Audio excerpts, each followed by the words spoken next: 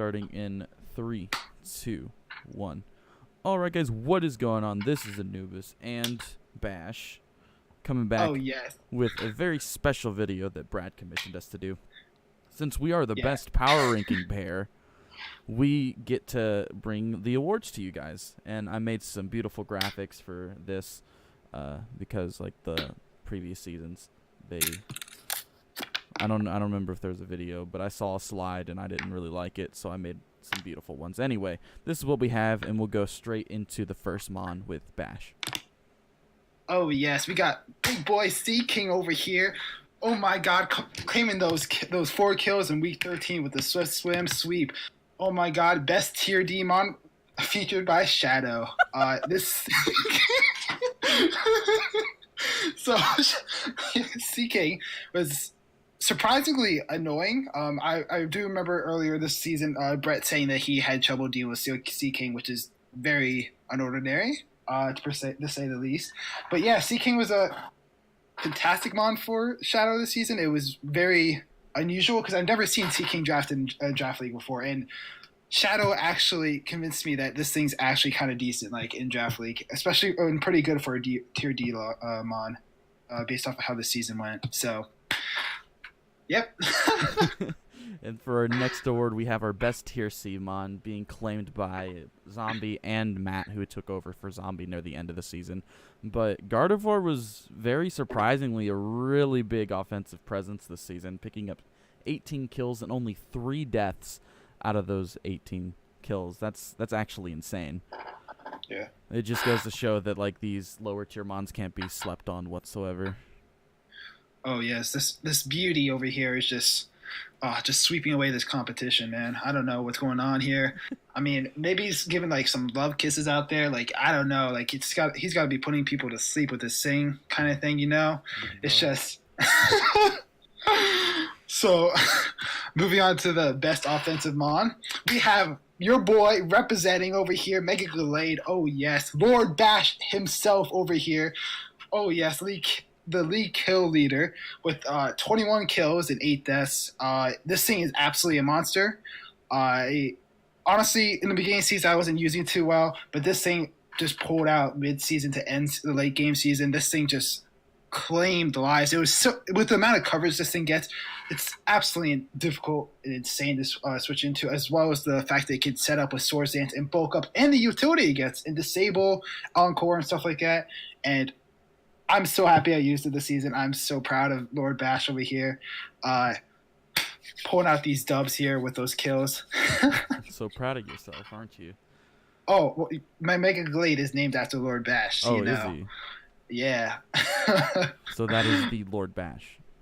Oh, that is the Lord Bash over there. Oh, yes. Coming in for the best defensive mon, we've got Lord Fat Bash. I thought you were gonna say something to me. Anyway, he's a really reliable wall here, picking up 7 deaths, only 4 kills, but he ate some hits this season. Like he really ate hits, like nobody's business. But honorable mentions down here on the bottom right, we got Metagross, Mega Aggron, and Nidoqueen. All 3 of those doing fairly well, but just Snorlax showing up the competition. Oh yeah, I mean, I nicknamed him Thick for a certain reason, you know, and like he's got like 3 C's in his name, and like Thick, you know, like 3 C's wide kind of thing. Like this thing is huge. It takes hits. It even has an ability that's basically telling him that he's thick. Like this is what we're talking about, people. Like this is the defensive mon, boys. Literally the defensive mon. Got all that blubber on him. Oh yes, I mean people just bounce right off of him, you know. Yeah. So going on to the next mon, we got Brad here, the commissioner, with the unexpected powerhouse Slowbro, which, my God, look at that, 14 kills with Slowbro. What is going on? You never see that really in Draft League with a Slowbro like leading his team in kills. I mean, this thing really just put in a lot of work, and that honestly is probably because of Brad's prep as well. But honestly, he showed a more offensive side of Slowbro too, because honestly, most times you see this mon Wait, this is also best overall Mon. Yeah, it's also the best overall Mon. Did not forget to read that. So basically, So yeah. So professional. You're you supposed to read know, top to bottom, not left to right. you know what? The unexpected powerhouse is just huge. It's just looking. I'm just looking down at it. I'm like, I mean, that's the fancy name, you know, because it really was, and it just put in so much work this season with his offensive sets as well as the defensive. But more surprising was his offensive sets, which is why it was put as the best overall Mon. Shoutouts to Brad, you know, just chilling over here with the big slow bro over here with that big tail. Even though this thing is so slow, it's going to roll you over. Let's go. Definitely. And next we have our 7th Mon of the year coming for Cafagragus. He's a very supportive Mon. Trick Room Shenanigans actually hits very hard with a Z move, but especially against me.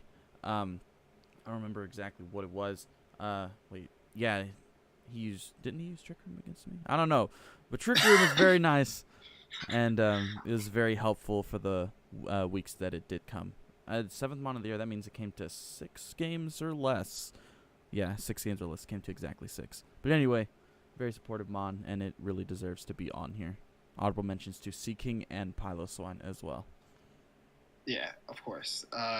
Kofag just doing his thing, you know, coming out from the dead, just pulling all these shenanigans on all these guys. You know, that's how he rolls, and that means we're rolling right into our next Mon with Porygon 2, the best transaction, the defensive and offensive threat over here, with the human centipedes. Oh my god. Ian is absolutely insane with Porygon 2. The amount of crazy things he did with that, I'm just like, I was blown back when he brought Psych Up. Okay, don't even tell me that nobody was shocked when he pulled out the Psych Up on the Volcarona and just swept Shadow. Oh my god, the fans were going crazy. Oh my god, I was on call and couldn't believe my eyes. Don't know what I'm saying anymore because I'm trying to get excited, and I still am. I'm studying it all out. Through this, Porygon 2 got 10 kills, 5 deaths. So very fantastic Mon this season. And honestly, I forgot this was a transaction. Just because how well Ian used it from pretty much the moment he got it. It was just insane. Like, it was so difficult to prep for, and it just really just 8 hits with its. I mean, fun fact: this Mon, without your opponent with the item boosting can live any single attack with Porygon 2's Eviolite with any set kind of thing. Honestly, that thing is so bulky. It's oh my god, it's stupid. It takes a Mega Lucario close combat, which is adaptability boosted. Like, honestly, I never knew that Porygon was this versatile until Ian used it. Yeah. Like, it just showed a whole new side of Porygon 2 to me. Yeah, it really is. This duck is just beyond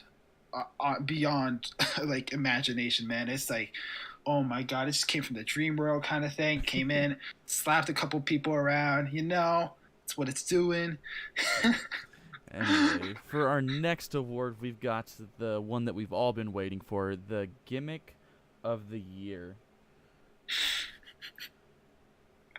Basically, everybody pretty much knew that this was going to happen. It was the Drift Blim, Flare boosted Tailwind, got a Calm Mind boost from a Baton Pass Sylveon, and it picks up 4 kills against TCP, one of the kills being before it got the sweep at the end. But honestly, let's just go ahead and watch this.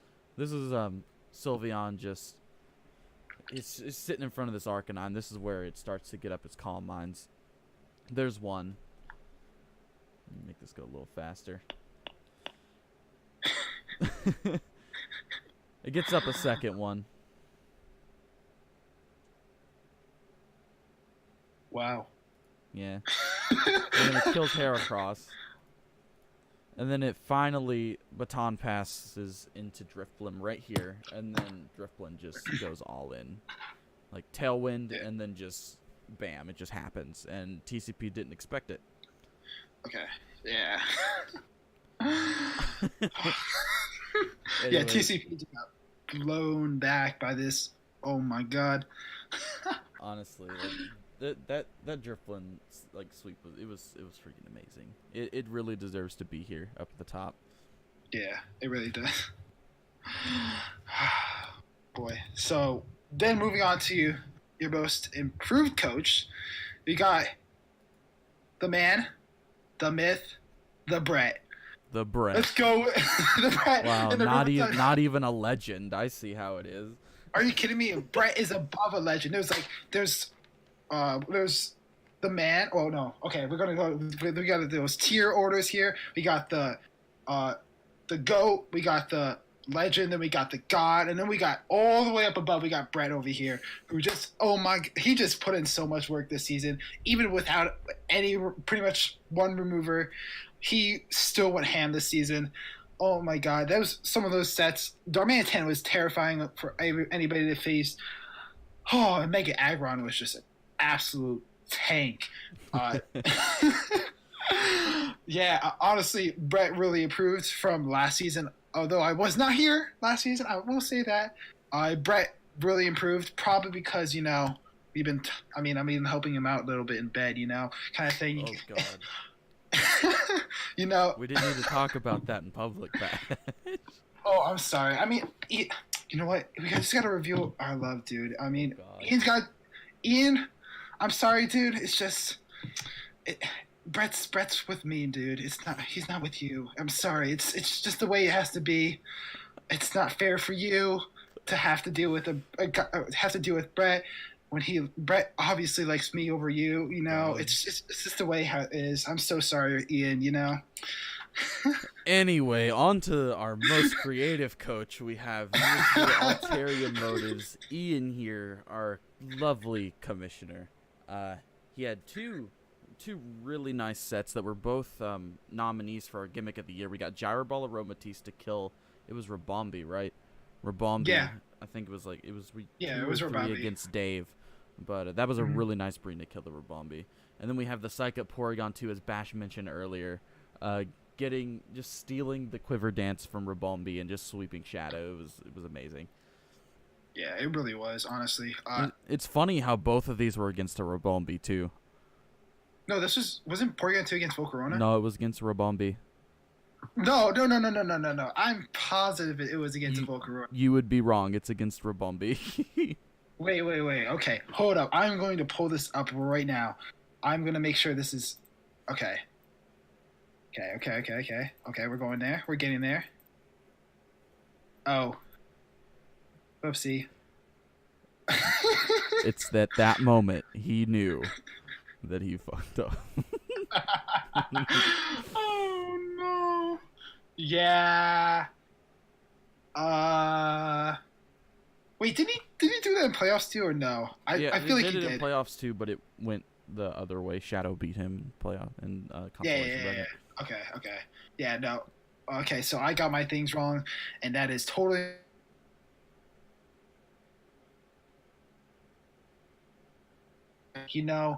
I just gotta throw him down.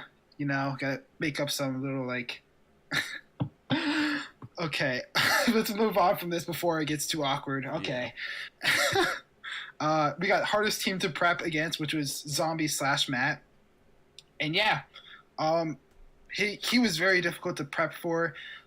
He had the Lando T, the Zard X. He had insane defensive cores in Vaporeon and Moongus, Cofagrigus and Bronzong, which absolutely loved the Wish Passing and Hitmontop. He had Gardevoir, which was, as we saw before, a huge offensive threat. And even before he made some of those transactions, he believed he had Alamola, in Kecleon, and those two were also really good as well. Alamola being the huge, thick Wish Passer over there. And he really, with Zardex, you have to be able to get rid of those hazards real quick. And he was able to do that real quick. Mm-hmm. And it made prepping for him that much harder because he was very good at controlling the hazard game. And props to Zombie / Matt for that, because really, honestly, great job this season. And still just a disgusting core to prep for, a disgustingly offensive and defensive core to prep for, honestly. So, yeah. And then for our next award, we've got our Best Coach Award, which of course goes to Brad here. He broke the ASL differential record this season. I think let's see, what was his differential? I don't remember what it was. I'd have to look. Oh God, I'm not prepared. Can you just add up all the ratios on the side? Yeah, but that takes too long. Okay, well, I could tell right away he has at least 29. Is it 29? I thought it was higher than that. No, it's more than that. I'm just 30, 31, 34, 31, 32, 37, I think. 39. 30, His differential's 39. Okay, 39. 39 differential. Yeah. That's insane. Yeah. Yeah, Brad just went ham on us. Yeah. I pretty think that badly. was his goal too. Was to break that differential record. I don't know if it was initially at the season, but when it started to go that way, you just kind of lean into it and just strive for it. And he did it. Props to him.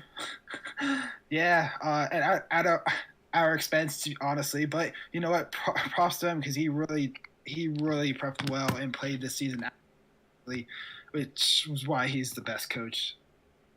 And he had the best record, so double win for him. Then we go into the console. Little spoilers up ahead. Not like we're just showing it off right now. But we got Shadow here with Volcarona pulling up the dub against, sadly, Brett over here. Sadly. Yeah. He honestly just swept. He reverse swept you, right? If I remember correctly. Yeah. He honestly, Brett controlled most of the game until Volcarona just came in and just swept. I there's nothing else really to say about it. Maybe Shadow was trying to play Brett this entire time. Maybe he just happened to pull a rabbit out of his hat. That's pretty much what happened. No, nothing else really to explain about it because sadly, Brett didn't win, even though, Sad face. I was hoping, but Shadow having the comeback of the season. So he was at the very bottom for most of the league, and right at the end he managed to pass Milan, and then ended up winning the freaking consolation bracket. That's a story right there if I've ever heard one, honestly. Yeah, it's like Shadow is the Pokemon version of Cinderella. Oh my God. He lost his glass slipper, and Volcarona came back and tried it on a bunch of people, but it just didn't fit, So until we finally found Shadow. Why?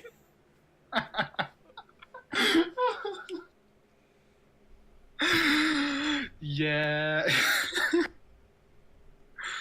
Okay.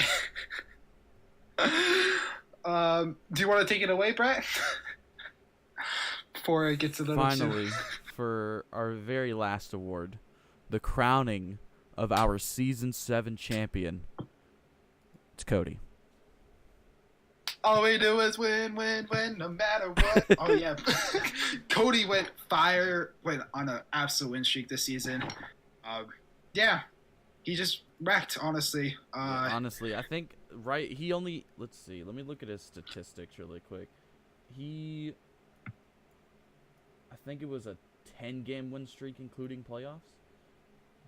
Jeez, oh my God! You just need to. Starting at week 7, he won out for the rest of the season, winning 7 in a row, and then, 10 games in a row, largest win streak this whole season. And he needs to calm down, Oh Latias being our MVP of that match, getting up so many kills there. That the substitute was really nice from Latias there. It really was. And I actually mocked TJ for this game, and I got beat pretty badly, so that gives a lot of props to Cody because he just really was able to pull it out pretty well, honestly. And I mean, kind of a little convincing based off the gameplay, even though the score doesn't reflect it as much. I thought that Cody looked like he was in the front for most of the match. Mm-hmm. But sad to see TJ in his final season not being able to pull out the win there. He put up a really good fight, but it was against Cody, and you can't just That was a playoff game for the ages, man. That was one of our best playoff games yet. Spoilers, but TJ, what? What do you mean, what? We're not supposed to say that he's not coming back. What do you mean? What do you mean? Who said that we can't say that? Somebody Literally did. no one. Anyway, I think that's going to wind it down for us. Thank you guys so much for tuning in for the ASL Season 7 Awards. And I don't know if we'll be doing this again next season, but if we are, we'll see you then. And just keep your eyes open because the tag lock is going to be coming out right after this. More spoilers? Are you kidding What do you me? mean? No, that's not spoilers. We literally announced that. You need to pay attention. This is what you get for going on vacation. Whoa, that's even more spoilers, dude. You can't be talking. Oh my god. vacation Anyway, like that. Bash is a nutcase and a nincompoop. Bye. Bye.